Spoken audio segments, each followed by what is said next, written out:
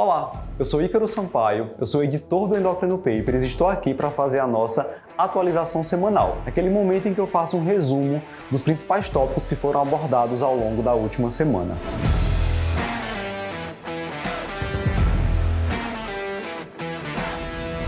A nossa semana começou na segunda-feira com o Dr. Luciano Albuquerque, que publicou um texto comentando sobre o uso do score de cálcio coronariano, quando utilizar e como interpretar.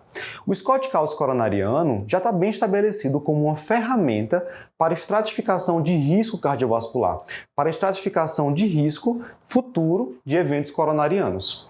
A gente sabe que essa ferramenta é particularmente útil naqueles pacientes que são atualmente classificados como de risco intermediário e podem ser então reclassificados como pacientes de alto risco.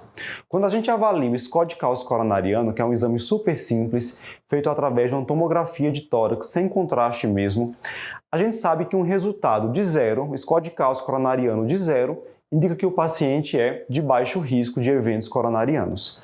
A partir de 0, a gente já tem uma evidência de que esse paciente tem doença aterosclerótica. Contudo, existem diferentes pontos de corte, de acordo com a população, para que a gente possa ter uma maior evidência do benefício da terapia hipolipemiante. Vamos então para os pontos de corte.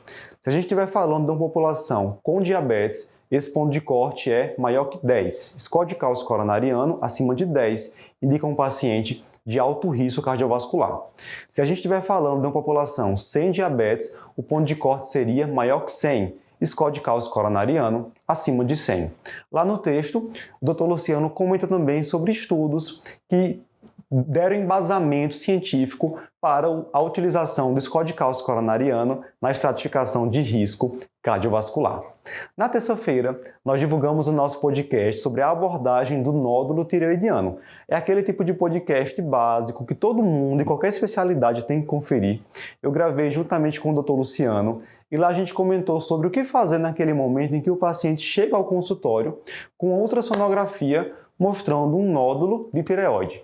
Quando é que a gente vai indicar punção? Quais são as características ultrassonográficas que sugerem alto risco de malignidade? E também, olha que legal, a gente comentou sobre cada conduta de acordo com o resultado da citologia do nódulo tireoidiano. Então, vale muito a pena conferir. Ainda na terça-feira, eu publiquei um texto falando sobre a aprovação da tirzepatida para tratamento de pacientes com diabetes mellitus tipo 2. Essa aprovação foi feita nos Estados Unidos pelo FDA.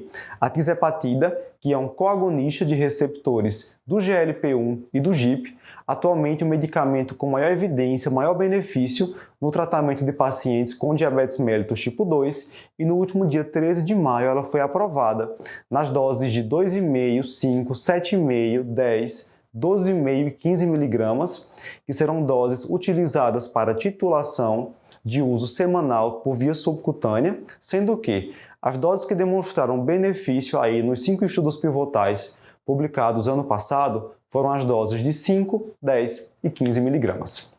Na quinta-feira, foi a vez do Dr. Eric Trovão e ele escreveu sobre a nova diretriz da Associação Americana de Endocrinologistas Clínicos sobre doença hepática gordurosa não alcoólica. Então observem que é o segundo posicionamento que a gente tem de uma grande sociedade sobre doença hepática gordurosa não alcoólica. É uma condição que realmente está em evidência e o legal dessa diretriz é que ele traz uma abordagem bem prática realmente desses pacientes que chegam para a gente com doença hepática gordurosa não alcoólica. Primeira coisa, um dos primeiros tópicos que o guideline aborda é sobre o rastreio, o screen da doença hepática gordurosa não alcoólica e para isso é recomendado o score não invasivo FIB-4, que utiliza basicamente TGO, TGP e plaquetas para fazer o cálculo e avaliar o risco de fibrose que esse paciente apresenta.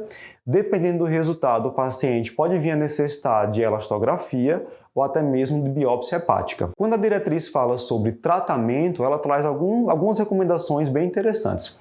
Uma delas é que, se o paciente apresenta sobrepeso, IMC a partir de 27 ou obesidade, com doença hepática gordurosa não alcoólica, a gente deveria buscar utilizar um agonista de receptor de GLP-1, semaglutida 2,4 mg por semana ou liraglutida 3 mg dia para tratamento desses pacientes. No caso de pacientes que têm diabetes mellitus tipo 2 e esteatose hepática, a gente daria preferência à associação de pioglitazona com agonista de receptor de GLP-1. Sobre a vitamina E, o que o guideline traz é aquilo que a gente já sabe, né? Que a vitamina E não tem evidência para ser recomendada em pacientes que têm doença hepática gordurosa não alcoólica e diabetes mellitus. Entretanto, naqueles pacientes sem diabetes, ela pode ser considerada.